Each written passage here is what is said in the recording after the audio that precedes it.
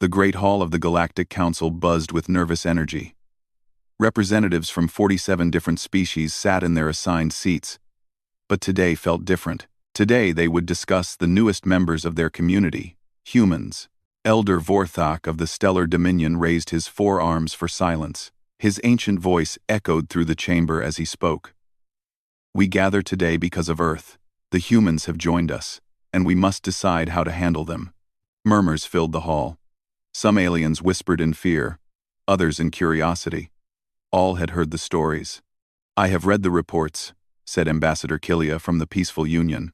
Her blue skin glowed with worry. These humans fight wars that last for years. They destroy their own cities rather than surrender them to enemies. What kind of species does such things?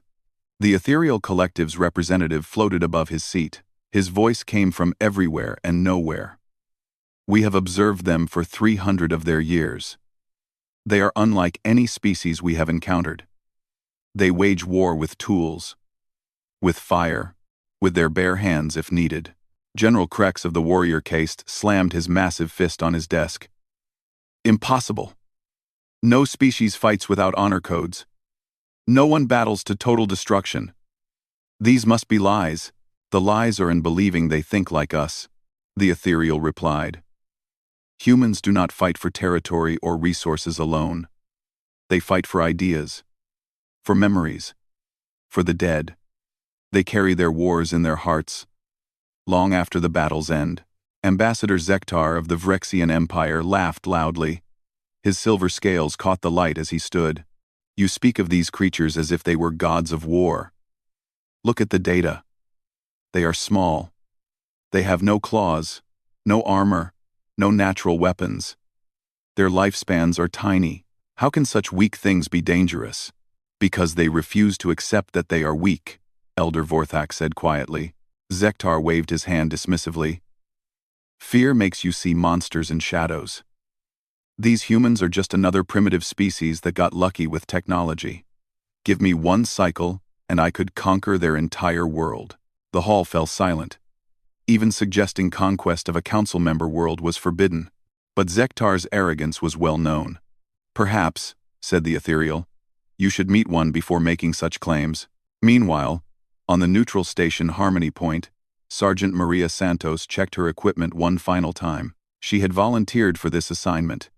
Humanity's first joint military exercise with alien forces. The United Earth Defense Corps had chosen her carefully. At 32 years old, she had seen combat on 3 different worlds. She spoke 4 languages and had studied alien cultures for 2 years. But nothing had prepared her for actually seeing them. The docking bay filled with creatures from her childhood nightmares and dreams. Tall, gray beings with too many eyes. Insect-like warriors with clicking mandibles. Energy beings that barely held solid form. And everywhere, the overwhelming smell of 1,000 different worlds. Sergeant Santos? A translator device spoke in perfect English, though she could not see who was using it. I am Communications Officer Yilix, of the Harmony Point staff. Welcome. A small, furry creature with 6 legs approached her. Its voice came through the translator. Your quarters are ready. The welcome ceremony begins in 4 hours. Do you need time to adjust to our atmosphere mix? Maria breathed deeply. The air tasted metallic and sharp, but her lungs adapted quickly. I'm fine. Thank you. Is there somewhere I can review the exercise parameters? Of course. But first, a warning. The creature looked around nervously. Some species here do not respect humans yet. They see you as unproven. It would be wise to avoid confrontation. Maria nodded politely, but inside she wondered what these aliens had heard about her species. Back on Earth, the news had focused on the amazing opportunity for peace and cooperation. No one had mentioned that humanity might need to prove itself worthy. In the Vrexian quarters, Commander Thekvor studied the human personnel files with his advisors. As Zektar's nephew, he had inherited both the family's military genius and their legendary pride. Look at this, he said, pointing at Maria's image on the screen. She weighs perhaps 60 kilograms. I have seen younglings larger than this. And they sent her to represent their military? His chief advisor, a scarred veteran named Gorak Han, grinned with too many teeth. Perhaps it is an insult. They send their weakest to show they do not take us seriously. Or, suggested another advisor. They truly believe she can represent their capabilities. Thekvor stood and walked to the window overlooking the station's central plaza. Below, he could see the human walking among the alien crowds. She moved differently than the others. Where most aliens glided, floated, or scuttled, she walked with purpose. Her head turned constantly. But not from fear. From analysis. She was studying everything. She looks at us like we are puzzles to solve, Thekvor observed. All the more reason to solve her first, Gorakhan replied. In my experience, the best way to understand an enemy is to face them in combat. Thekvor's scales brightened with interest. The Vrexian Empire had built its reputation on military superiority. Every species they encountered eventually bowed before their might. Why should humans be different? In the council chamber, the debate continued. Species after species shared their concerns about humanity. The plant-like Sylvans spoke of humans who burned entire forests to deny them to enemies. The aquatic depth-dwellers described human submarines that hunted in packs like ancient predators. But it was the Voidwalkers who silenced the room with their testimony. We encountered them during the Fringe Wars, their representative said. His voice carried the weight of millennia. A single human ship, damaged and outnumbered 50-1. We demanded surrender. They responded by ramming our flagship, while broadcasting something they called a war song. They died, but they took 12 of our vessels with them. We learned that day that humans do not calculate odds the same way we do. Elder Vorthak looked around the chamber. This is why we must be careful. Not because humans are the strongest or the smartest, but because they might be the most dangerous. They fight like they have nothing to lose, even when they have everything to protect. Ambassador Zektar listened to it all with growing irritation. These ancient fools saw shadows and called them dragons. Someone needed to prove that humans were just another species that could be conquered, controlled, or eliminated if necessary, and he knew exactly how to do it. The welcome ceremony would provide the perfect opportunity to test these remarkable humans. If they were truly as dangerous as the Council feared, surely their representative could prove it in single combat. After all, what could one small human female possibly do against a Vrexian champion? The ceremony hall sparkled with lights from a dozen different star systems. Representatives from across the galaxy gathered to welcome humanity into the galactic community. Maria Santos stood with the other human delegates, trying not to stare at the incredible diversity around her. The crystalline singers created music that sounded like wind chimes in a gentle breeze. The hive swarm moved in perfect synchronization, their insect bodies creating complex patterns. Even the usually serious ethereal collective pulsed with colors that seemed almost celebratory. Distinguished beings, announced Elder Vorthak, his voice carrying easily through the vast space. Today we welcome our newest members. Humanity brings unique perspectives to our community, and we hope to learn much from each other. Polite applause filled the hall. Though Maria noticed it sounded different when produced by claws, tentacles, and energy fields instead of hands. The humans have requested to participate in our joint military exercises. Elder Vorthak continued. This will allow all species to observe their methods and capabilities. That was when Commander Thekvor stood up. The Vrexian commander was impressive even by alien standards. Nearly 3 meters tall, his silver scales gleamed like armor.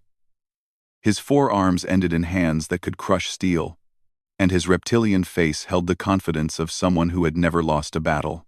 Elder Vorthak. Thekvor's voice boomed across the hall. Before we begin these exercises, should we not verify that our new allies are truly capable of standing beside proven warriors? Maria felt the temperature in the room drop.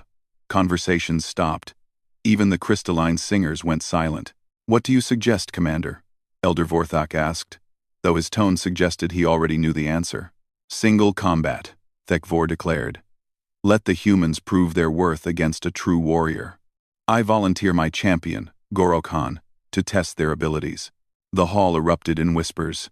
Some aliens seemed excited by the prospect, others looked worried. Maria noticed the ethereal collective's representative dimming significantly. Ambassador Yutani, the senior human diplomat, stepped forward. Commander Thekvor, we appreciate the gesture. But surely, I accept, Maria interrupted, causing every eye in the hall to focus on her. Sergeant Santos, Ambassador Yutani hissed under his breath. You can't be serious. Maria stepped forward, her voice carrying clearly through the hall despite being much smaller than most beings present. I accept the challenge on behalf of humanity. But I request that we follow human rules of engagement. The phrase caused a stir among the aliens. Many species had specific combat traditions, honor codes, weapon restrictions, ceremonial protocols. Human rules were unknown to most of them. Interesting, said Thekvor, his scales brightening with amusement. And what are these human rules? No rules, Maria replied simply. Combat continues until one participant surrenders or cannot continue. Any method, any strategy, any advantage that can be gained within the physical limitations of the arena is permitted. The silence that followed was deafening. That is, barbaric, whispered a delegate from the Peaceful Union. The ethereal collective's representative suddenly flared brighter. Fascinating. The human proposes survival combat rather than ceremonial battle. You see? Thekvor's laugh echoed through the hall. Even their rules prove they are primitive. Civilized species fight with honor. Only animals fight to survive. Goro Khan stepped forward from where he had been standing behind his commander. If Thekvor was impressive, his champion was terrifying. Nearly as tall as his commander but twice as broad, Goro Khan's body was covered in natural armor plating. His hands ended in claws that could tear through metal, and his eyes held the cold intelligence of a perfect predator. I accept these terms, Goro Khan said, his voice like grinding stone. It will be educational to demonstrate proper combat techniques to our new allies. Maria studied her opponent carefully. Everything about him was designed for war. His reach was twice hers. His natural weapons could kill her with a single strike. His armor could probably stop anything short of explosives, but she also noticed other things. The way he moved suggested he relied on strength over speed. His confidence bordered on arrogance. And most importantly, he was looking at her like she was already defeated. That was his first mistake. The combat will take place tomorrow at the station's arena, Elder Vorthak announced. All species may observe. May this demonstration strengthen the bonds between our peoples. As the crowd began to disperse, representatives from various species approached Maria with different intentions. The hive-sworn queen clicked rapidly, her translator struggling to keep up.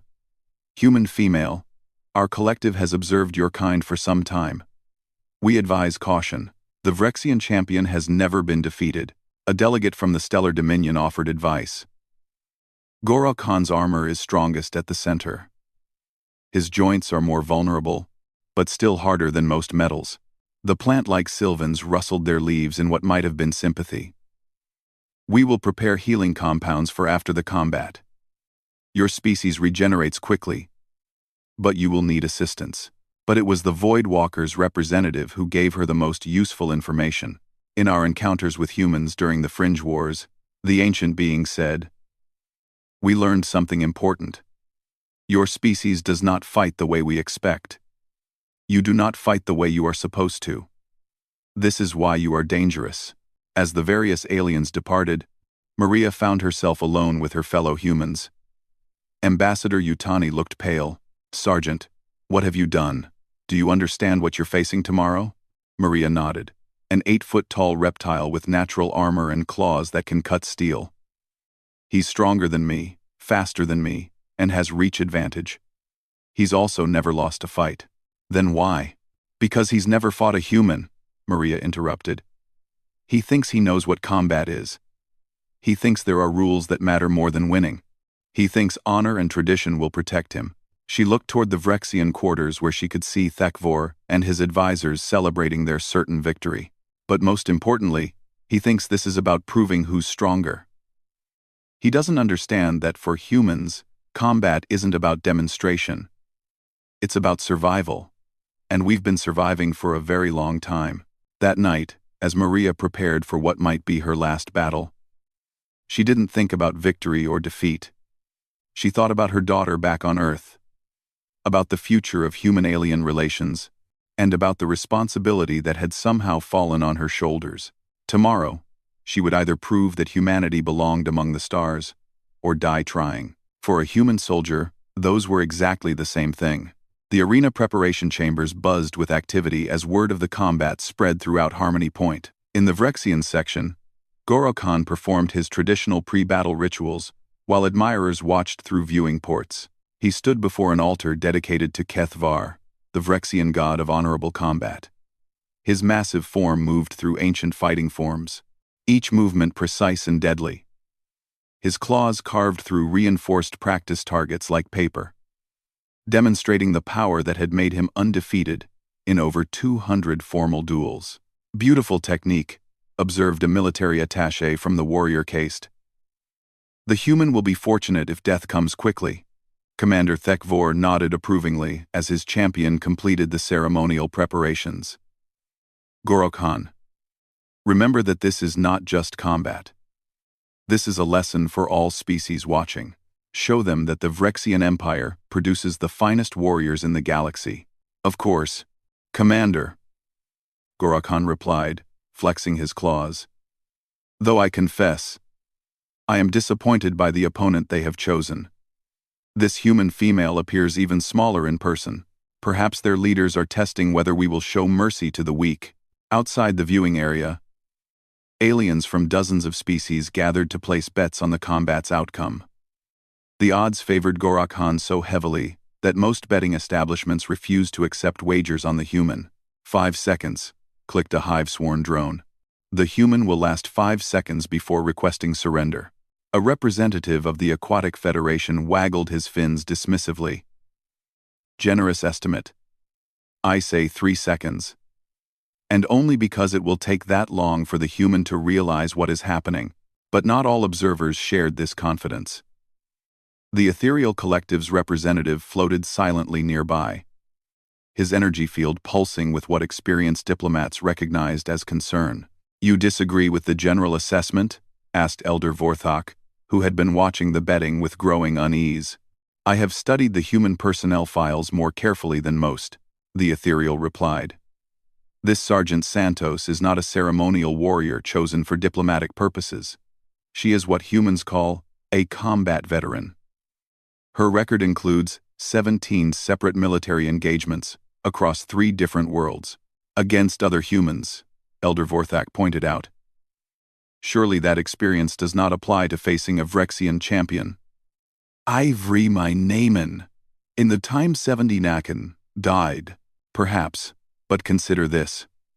She volunteered for this assignment knowing she would likely face exactly this situation. Humans do not seek hopeless battles for entertainment. They seek them for necessity. Meanwhile, in the human quarters, Maria Santos sat at a small desk, reviewing everything the station's computer systems could tell her about Vrexian physiology and combat techniques. She had been studying for 6 hours straight, taking notes in the margins of official reports and medical scans. Her fingers traced diagrams showing Vrexian bone structure, muscle groups, and nervous system layouts. She memorized reaction times, movement patterns, and the locations of sensory organs. Most importantly, she studied recordings of Goro Khan's previous fights. Sergeant? Ambassador Yutani entered the room carrying a steaming cup of coffee, one of the few Earth luxuries available on the station. You should rest. The combat is tomorrow morning. Maria accepted the coffee gratefully, but didn't look up from her studies. Did you know that Vrexian armor plates have natural stress points where they connect to the underlying tissue? And their height actually works against them in close combat, because it shifts their center of gravity higher. Maria, you're looking for weaknesses that might not matter. This creature has natural advantages that every creature has weaknesses, Maria interrupted, finally meeting his eyes. That's basic biology. The question is whether you can find them and exploit them before they exploit yours. She pulled up a video file showing Gora Khan's most recent duel. Watch this. See how he favors his left side when advancing? And look at his follow-through after claw strikes. He overcommits because he's used to ending fights quickly. Ambassador Yutani sat down across from her. Even if you're right about these observations, how do you plan to take advantage of them? He's 3 times your size. Maria smiled for the first time since accepting the challenge. Size is just one factor in combat. Speed matters. Intelligence matters. Adaptability matters. And more than anything else, motivation matters. She activated her personal communication device and placed a call to Earth. The transmission delay meant she waited nearly 30 seconds before a small face appeared on the screen. Mommy. The little girl couldn't have been more than 7 years old, with Maria's dark hair and bright, curious eyes. Hey, sweetheart. How was school today? Good. Mrs. Chen taught us about space stations. She said you're living on one right now. Are there really aliens there? Maria's expression softened completely. Yes, baby. Lots of different kinds. Some are scary-looking but nice. Some are beautiful but unfriendly. Just like people. I guess. When are you coming home? Daddy said you have important work, but I miss you. Soon, Elena. I promise. Mommy just has one more job to do, and then I'll be home for your birthday party. We'll have cake and presents, and I'll tell you stories about all the aliens I met. After ending the call, Maria sat quietly for several minutes. Ambassador Yutani watched her carefully. Is that wise? He asked finally. Getting emotional before a fight like this? It's not getting emotional, Maria replied, returning to her studies with renewed focus. It's remembering what I'm fighting for. In the Vrexian intelligence section, monitors recorded every moment of the humans' preparation. Commander Thekvor's analysts presented their findings with confidence. Subject displays significant emotional attachment to offspring, reported the chief analyst. This represents a psychological weakness that could be exploited if combat becomes prolonged. Noted, Thekvor replied. Though I doubt the combat will last long enough for psychological tactics to matter. Another analyst highlighted Maria's physical preparation routine. Subject engages in what appears to be meditation, combined with physical conditioning exercises. Movements are precise but limited by obvious biological constraints. What the Vrexian analysts failed to understand was that they were watching something their species had never developed. The human ability to transform fear and desperation into cold, analytical preparation. While Gora Khan practiced traditional forms designed to intimidate opponents, Maria practiced breathing techniques designed to slow her heart rate during combat. While he sharpened his claws on ceremonial stones, she studied joint angles and strike patterns. While he meditated on the glory of victory, she calculated exactly how many critical points she would need to target to survive the next day. The Voidwalker's representative visited both preparation areas during the night cycle. In the Vrexian section, he observed a confident warrior preparing for another routine demonstration of superiority. In the human section, he observed something far more dangerous, a soldier preparing for war. Interesting, he murmured to himself as he departed. The Vrexians prepare for a duel. The human prepares for survival. This will not end as anyone expects. As the station's artificial night cycle deepened, betting odds continued to favor Gora Khan. Representatives from across the galaxy sent messages to their homeworlds describing the amusing spectacle they would witness.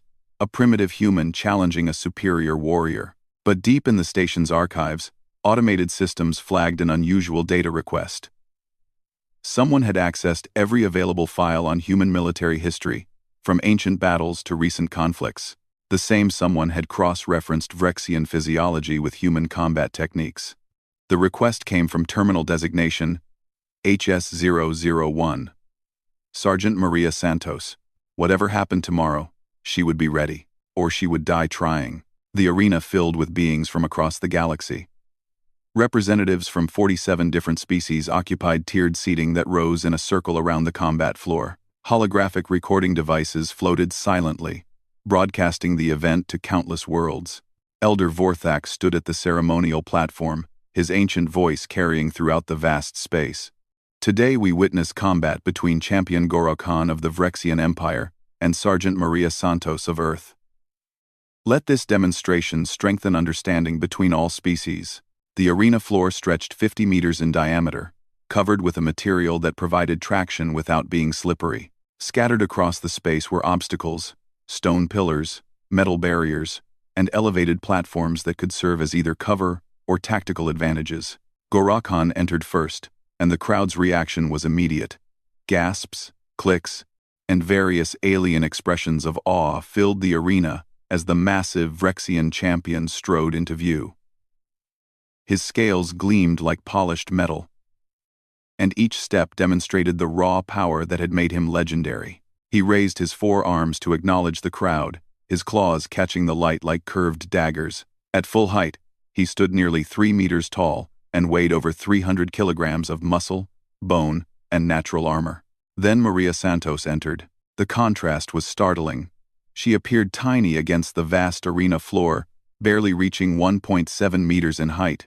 Her simple military uniform looked almost ceremonial compared to Goro Khan's natural armor. She carried no weapons, wore no protective gear, and showed no sign of fear or bravado. "Look at her," whispered a delegate from the Peaceful Union. "She's analyzing the arena layout." Indeed, while Goro Khan posed for the crowd, Maria walked a slow circle around the combat area. Her eyes tracked sight lines, measured distances between obstacles, and noted the texture of different surfaces. To most observers, she appeared to be stalling. Only a few recognized what they were actually seeing: a human soldier conducting battlefield reconnaissance. "Combatants, acknowledge the terms," Elder Vorthak announced. "This is survival combat under human rules. The engagement continues until one participant surrenders or cannot continue. Are both parties ready?" Goro Khan slammed his claws together, creating a sound like clashing swords. "I am ready to demonstrate proper combat technique." Maria simply nodded. "Ready." "Maria." "Ready. Begin." Goro Khan immediately charged forward, his massive form moving with surprising speed. His approach was direct and overwhelming. The classic Vrexian tactic of using superior size and strength to end fights quickly. Maria stood perfectly still until the last possible moment, then dove to her right in a rolling motion that brought her behind one of the stone pillars. Goro Khan's charge carried him past her position, his claws striking stone instead of flesh. "First exchange to the Vrexian," called an announcer, though that wasn't quite accurate. No actual contact had been made. The crowd murmured with interest. Some had expected the fight to end immediately.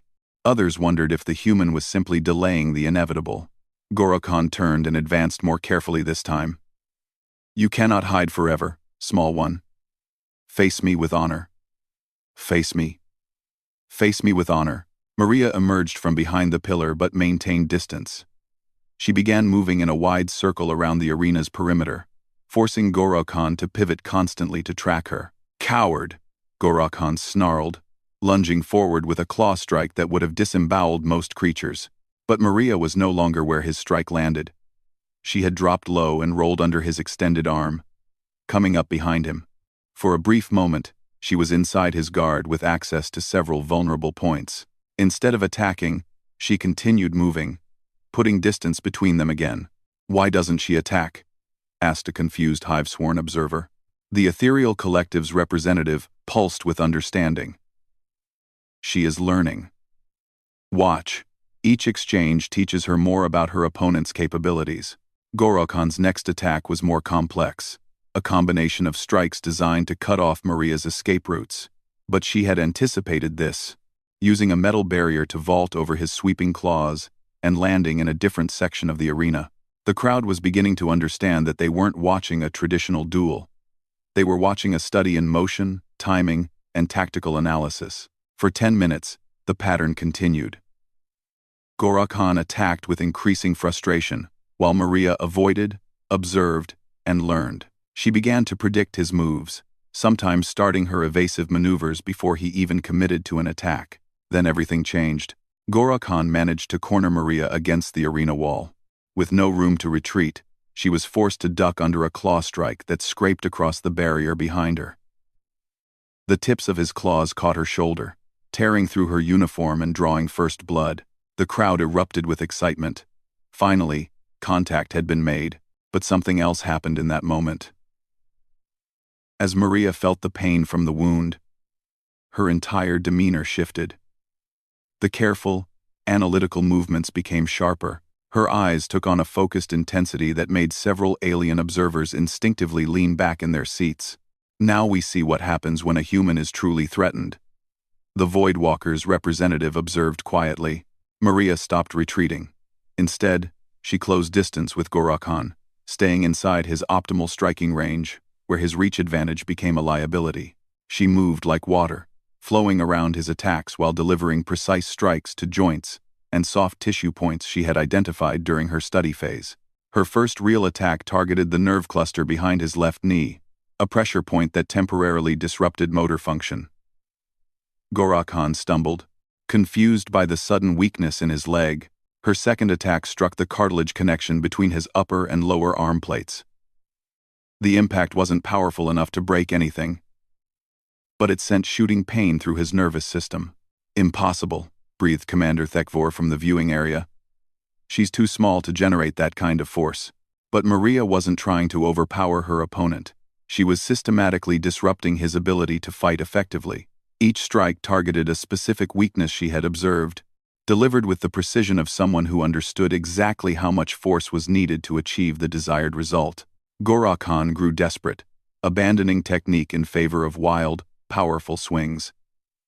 But Maria had studied his movement patterns too well. She anticipated each attack, sometimes beginning her counter before he even started his swing. When he struck high, she was already low. When he swept left, she had moved right. And always, she was inside his guard, delivering precise, painful strikes to points he couldn't defend.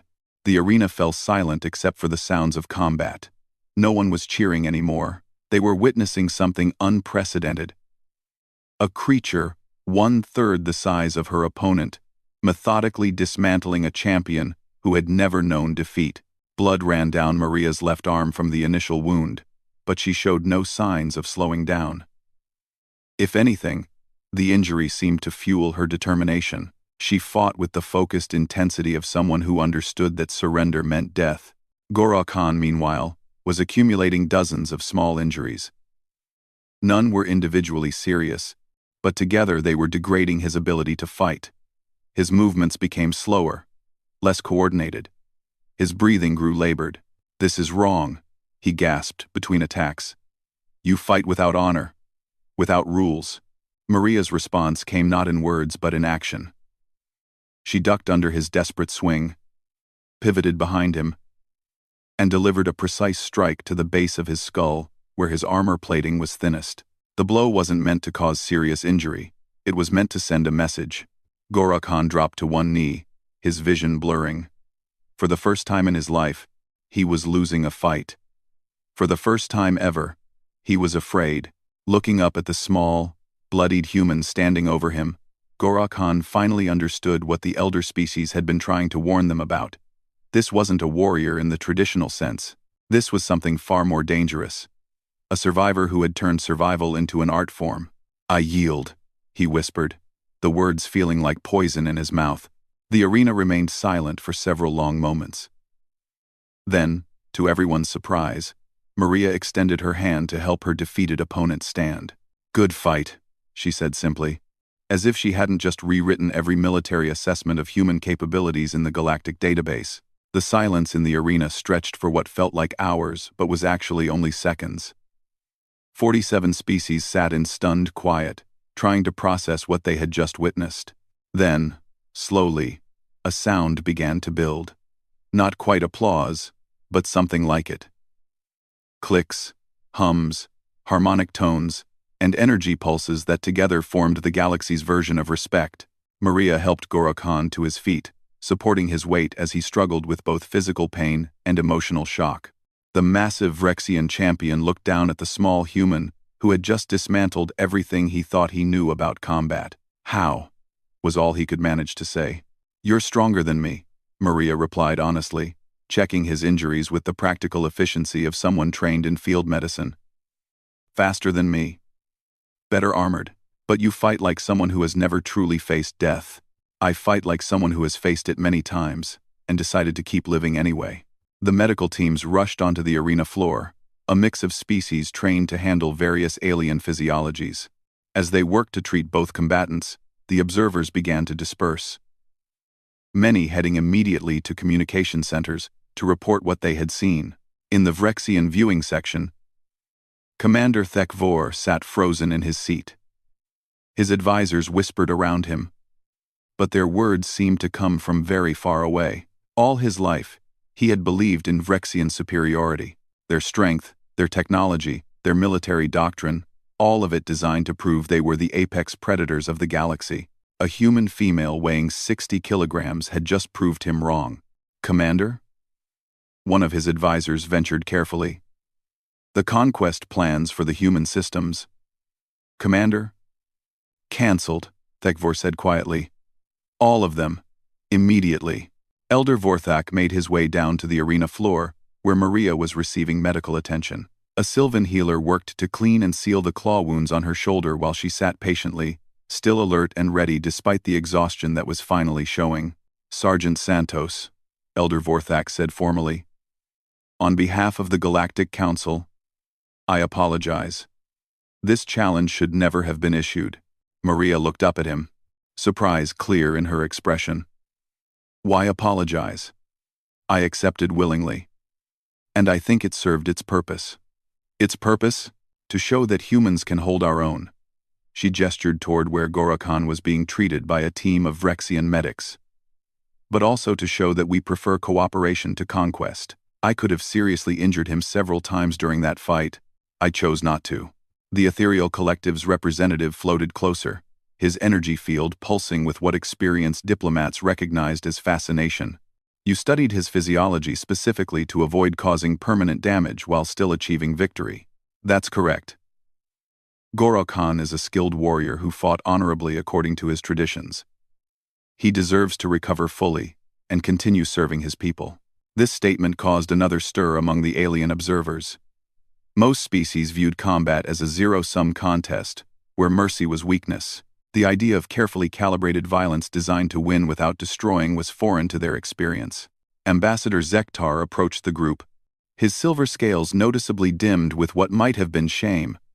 Sergeant Santos, I owe you and your species an apology. My arrogance led to this situation, and my nephew's champion paid the price for my ignorance. Ander. Maria studied the Vrexian ambassador carefully.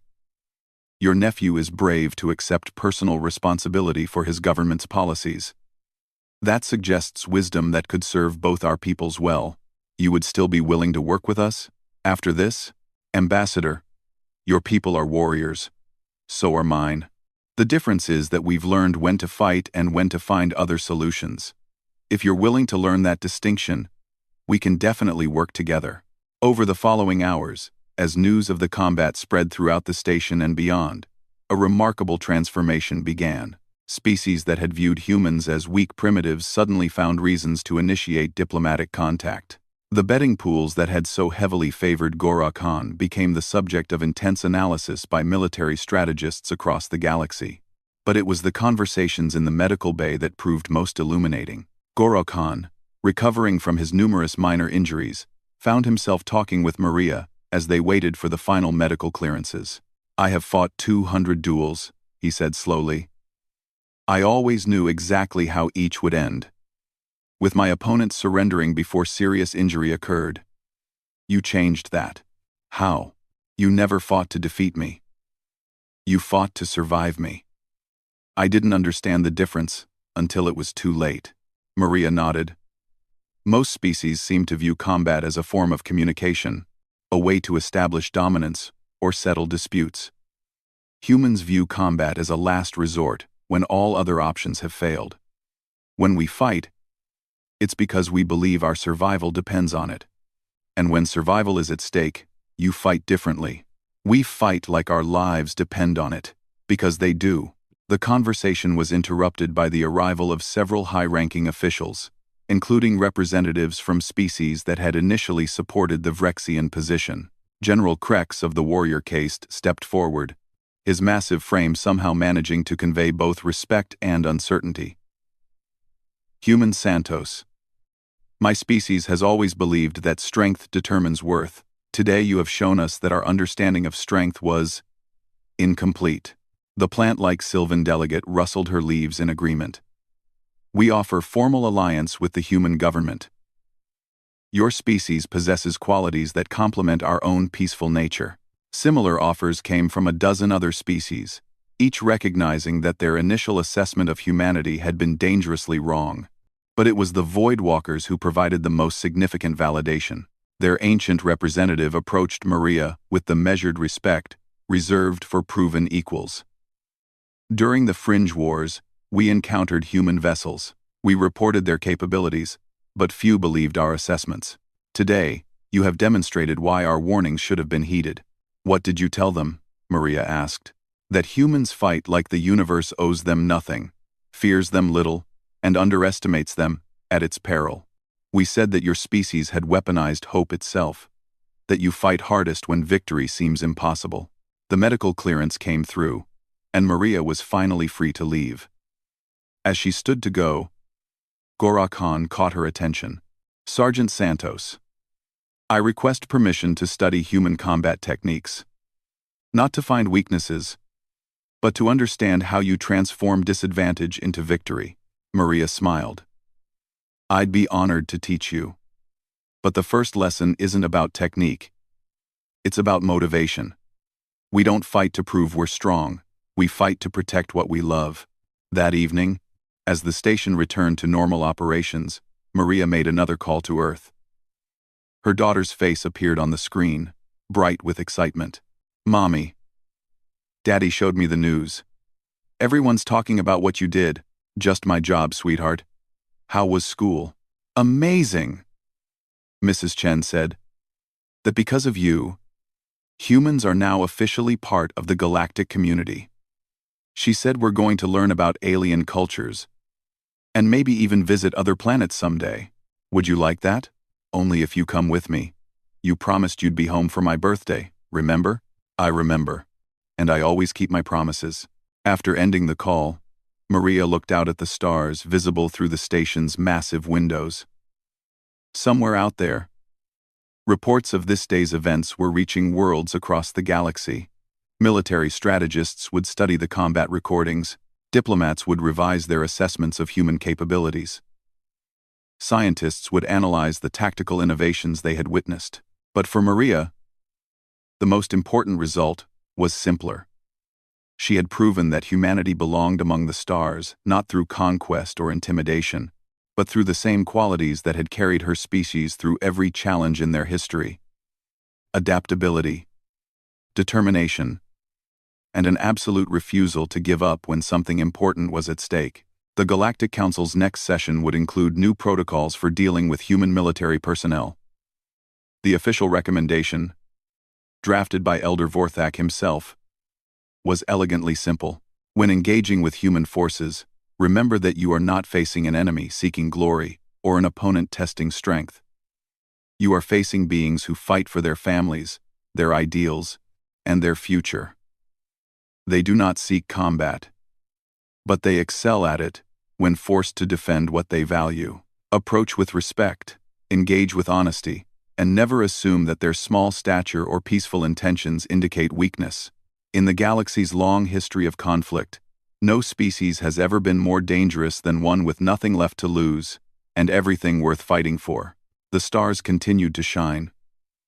But now, they illuminated a galaxy where humanity had earned its place, not through force, but through the demonstration of what humans called the warrior's greatest weapon, the refusal to surrender when survival was at stake. And in a small quarters on Harmony Point, a human soldier prepared to go home to keep a birthday promise to her daughter.